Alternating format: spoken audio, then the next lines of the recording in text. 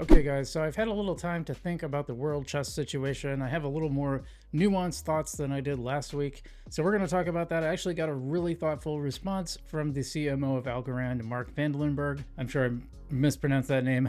I can never quite get it right. He had some really nice things to say. And I had a little more time to think it over. So we're going to dive into that today. Plus, new XGov proposals are live. We'll look at what some of those are. Some problems with the Algorand smart contract code. Actually, Folks Finance is the one who pointed that out. So we'll look at that. Why the huge spike in transactions? We actually know why, and we're going to explain it to you.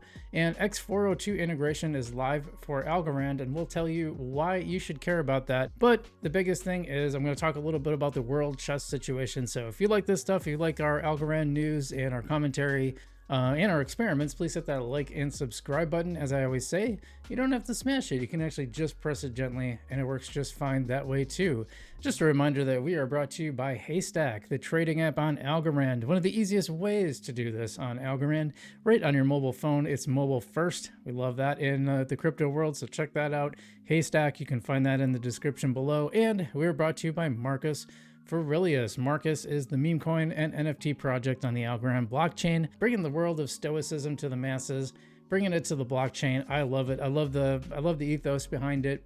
You know, stoicism has been pretty important in my life, so check them out. Marcus Aurelius in the link below, in the description below. Give a shout out to both of our sponsors, but let's get to today's news. And I want to start off with this new XGov proposal. There's a bunch of them live right now, and we're going to look at the latest batch.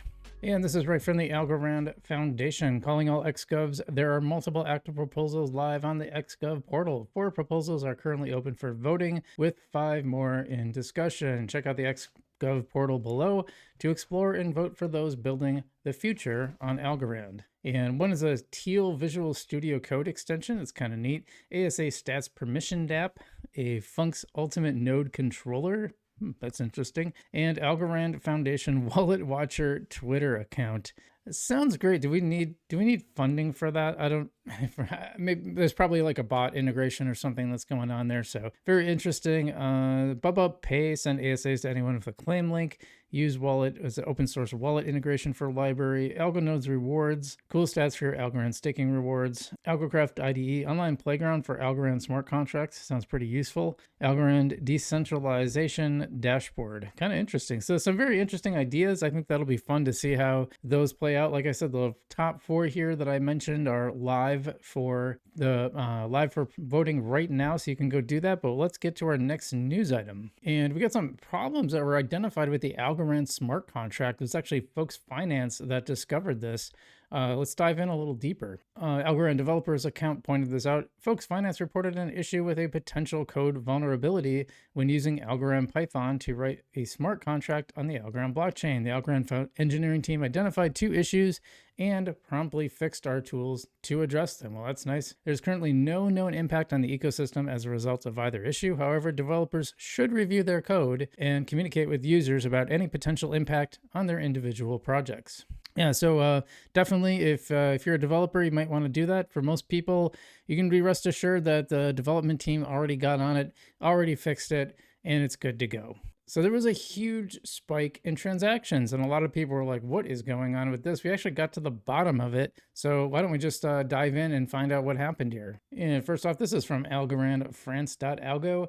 Algorand just handled over 6 million transactions in the past 5 hours. For several hours now, Algorand has been consistently running at over 320 TPS, almost nonstop. Top 3 chain by on-chain activity, which is pretty impressive. Only ICP and Solana running more. What's going on with ICP? That's a lot of transactions. This is huge. What's cooking? I mean, I know Solana's been running, but you know, some of those are fake. But ICP, I don't know much about that. That's very interesting. Base right behind it too, and then BNB. So what's going on? What's happening? How is this possible? Well, it turns out, yep, it was Lofty. Jerry Chu saying that was us. Came from the new limit orders matching with market orders, which is a new feature that Lofty just added. I haven't even had a chance to check it out yet. There was a bug, unfortunately, so we temporarily turned off the feature until we can fix it and relaunch. was hitting the blockchain so much that we're getting throttled. So the new approach probably will rely on our own database instead of directly on the chain as much. So it seems like that will cut down that activity. This means you probably won't see the spike in transaction again as much. With that said, it's quite easy for any app to organically increase a blockchain's transactions per second, but not sure if that's really desired or a good thing when there are more scalable ways to build features. I think that's interesting that they were getting throttled because of that. Now, listen, I'm far from a technical expert on, oh, here they talk about it. Can you elaborate? How are you getting throttled? Are you not using your own nodes? The indexer we were using have limits for our paid plan. In general, blockchains are not actually as efficient as a lot of modern databases. That's interesting. But for certain use cases, the decentralization, the public ability to query and examine all data on chain, and knowing that someone can't arbitrarily change your transactions is worth the trade-off. That's some interesting insight. You know, Lofty was one of the OGs on Algorand, and as an investment, I had some challenges with it, some stuff I didn't care for, to be honest. I'm hoping that that new system helps a little bit. But I will say Alpha Arcade I'm a huge fan of Alpha Arcade, and I want to give them a brief shout out. I have been using it, and I think I found a way to make a little money. I'll probably share that in our channel members only video coming up hopefully tomorrow, so stay tuned for that. But otherwise, let's get to our next item, and that next item is X402 integration. And if you just saw that and said, what on earth is that? You know what, I said the same thing when I saw it, so we got a nice little explanation, so let's take a look. So new category, X402. X402 is an open source HTTP native payment protocol developed by Coinbase. We've added a new category to help you track all their tokens in one place. So why do we care? So it's going to, well, just some proof of our X402 integration to CoinGecko, hoping to get added soon. So Algorand is part of this, just trying to get added to the CoinGecko category, the X402 category. So an HTTP native payment protocol developed by Coinbase. Algorand's ready to go, just needs to get added to that list, but it's in. Algorand's X402 support is here. Okay, so if that last part was a little technical, this part should actually be a lot easier to digest. We're going to pick apart this World Chess situation. Now, if you guys missed it last week, the Algorand Foundation, it came out that the Algorand Foundation had paid $700,000 to provide this, I've been calling it backend, I guess that's technically not true, but basically provide this like background wallet for the World Chess's Tower program, which is like a reward system for playing chess. You get to move your way up the tower and get rewards. It all happens in the background. Nobody knows they're using Algorand. And my contention with that originally was, it seems a little crazy to like pay a company to provide a solution to them.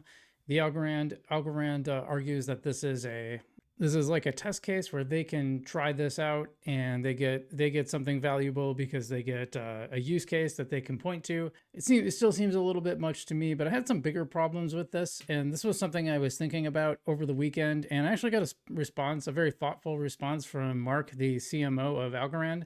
And so we'll kind of go through that response, but I also want to like explain the situation for those that don't know. And so I think you got a sense of like what happened there. It was a pretty big blow up when this happened. And I know some people are really angry. I just find it concerning because I'm like, well, if you have to pay someone for a solution to provide a solution to them, that makes me think it's maybe not that valuable. But if it's also untested, I guess I can see that other side of it. I had some time to think about it and reflect on it a little bit. And I think I have a more nuanced approach, but basically, I wrote this Twitter thread saying that here's the problem I identify. And the main problem is if Algorand is operating in the background, that's really great. And I think that's where adoption from crypto comes from. But on the same token, if people don't know it's Algorand, isn't that a problem? Well, this is the response that I got from Mark. So let's go ahead and read this.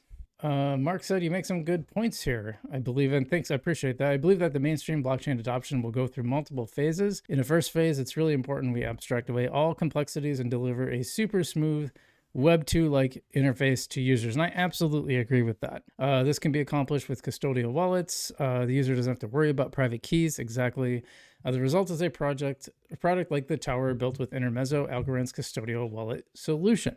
And I think that's really important. Like I said, this is everything I'm talking about. But he says this is only an intermediate solution, hence the name Intermezzo.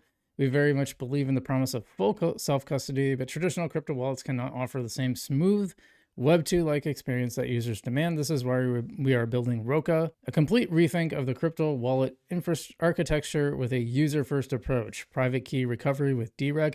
That's the DREC, that's Decentralized Recovery Alliance. That is a partnership between Algorand and Hedera to start off with, and then they've been adding other chains to the group. I think Cardano's in there, XRP, I believe. Don't quote me on that. I know Algorand and Hedera are the key elements of that.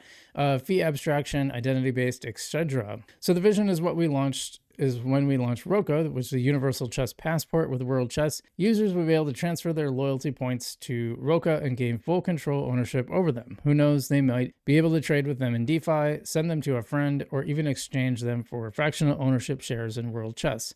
Or who knows what other composable actions might be possible. This is, of course, in addition to all the identity-based benefits we highlight in our Universal Passport white paper. This is the future we're building towards. Intermezzo is a first step, but not necessarily the end goal. So that kind of covers the adoption side. I guess my problem is like, listen, we're in crypto to make money. I mean, I love the technology, and I one of the things that troubles me and really troubled me about this most recent blow up is that people seem to have trouble separating the two, the technology from the price. They're not really that correlated right now, and that's unfortunate. I mean, ETH is still one of the big coins. Ethereum's technology is so much inferior to Algorand, to HBAR, Ondo, even Chainlink, I think. These are all technically superior chains, and yet the narrative is behind ETH. The awareness is behind ETH, and awareness is a huge factor in crypto. And this is why I struggle with what's going on. You know, we found out that Algorand Foundation essentially used Algorand, staked Algorand to give World Chess about $700,000 per year. And that seems like a lot. It seems like a lot of money to basically provide a solution for World Chess, which is a fairly small organization by comparison. I saw someone say they were worth about 50 million. I don't know if that's true or not. So, you know, take that with a grain of salt at this point. But also we found out that Algorand Inc. actually bought shares was kind of an exchange for a partnership, that they actually have shares in World Chess, which seems strange to me. However, I do think the platform is really good.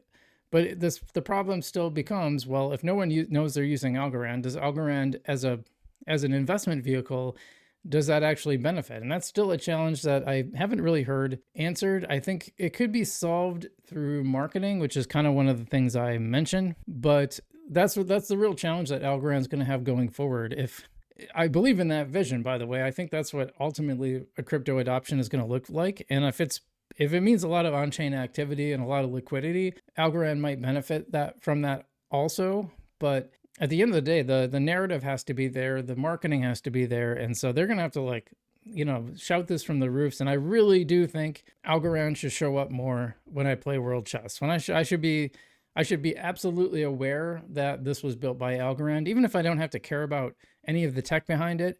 I should definitely know it was built by Algorand. Just like when you watch Karate Combat, and I think they kind of went away from this, to be fair.